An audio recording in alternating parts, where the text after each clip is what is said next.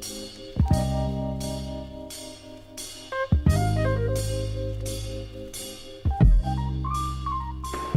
day, my lovely ladies. I hope everybody is well today. Yeah, I film these videos all the time. Some of them don't quite make it to for you to see, but hopefully this one will. So let's get started here. So what I have, I'm going to be showing you today is I'm cooking some cabbage today, because I am on my vegetable and fruit, well, no meat week, so I can eat anything but meat. So I chose to actually, let me cut my eye, cook some cabbage today. Today I have the peppers and onions here that I'm going to be using. I love onions, I love peppers, I use them all the time.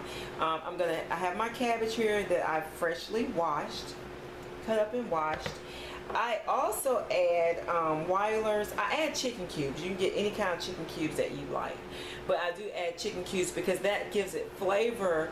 And I use chicken cubes a lot, or either chicken broth or something like that, a lot in my vegetables in order to avoid using meat.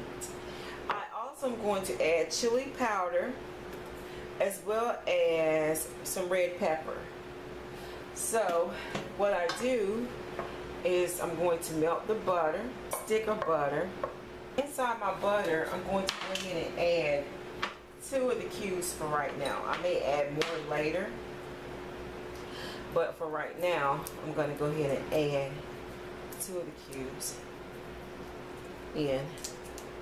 And you just open them up. I'm sure y'all know what they look like, but just in case you don't, because everybody don't know everything. So that's kind of what they look like. And I'm going to just drop them in there. And actually I'm going to add 3. Sometimes cabbage can be a little hard to season. However, you want to make sure that you don't add too much, because as it sits, it will soak up the seasoning that you put in. So that's why you have to be careful with salt, you know, especially I say with salt, because sometimes it can just be a little bit too much. So let me add in my 3rd cube. And you know, butter be frying stuff, so you have to kind of be careful with the butter. And I don't want my butter to burn, so I'm going to turn it down a little bit. And once I get my cabbage in there, then I'll crank it back up.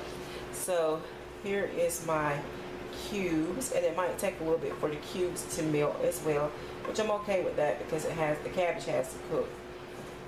Yeah, so the butter is melting. I'm going to go ahead and add my cabbage, and you just kind of, you can pick them up with your hand, do whatever. My hands are clean. These are my cabbage. I trust my hands. And cabbage will fill up your pot really, really quickly, but they cook down to almost nothing, which you'll see once this is done. So I didn't use a gigantic pot, because a lot of times the cabbage start out like this, and you don't add any water because cabbage make their own water. Now during the holidays, I be using meat.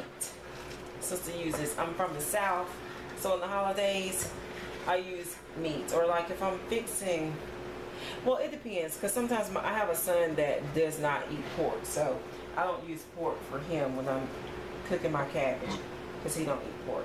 And so I'm just going to add the onions, and everything really will actually just cook down.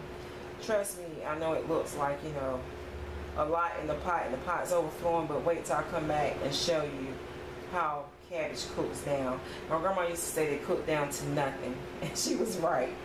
So if I was cooking dinner for people, I would probably have about 3 to 4 cabbage, big ones. So the one I used was kind of small.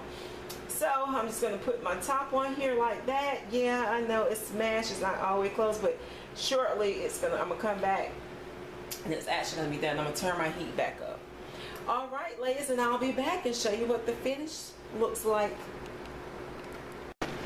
So it's been about, y'all, really about 10 minutes, if that long, and you kind of see what it's kind of cooked down to.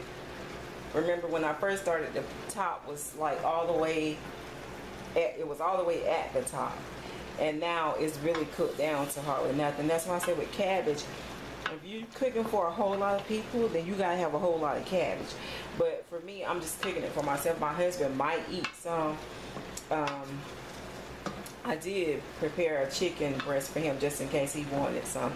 And with cabbage, you also have to be careful and make sure that you don't overcook them. So when they start to show signs of cooking, which these are not ready to be tested yet, you kind of have to test them all the way, you know, until the end. I do anyway. I like to test them to make sure that they are done enough.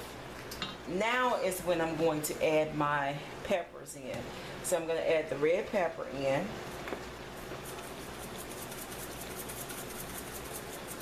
And you just, you know, add it to taste. And I try not to cook with salt because I have high blood pressure from all the stress of that job. But I do kind of like, I do use like garlic salt, but I use not a whole lot of that. But yeah, and you have to be careful with your peppers too, because cabbage soaks up whatever flavor that you're going for. So they will soak up pepper and they will soak up salt.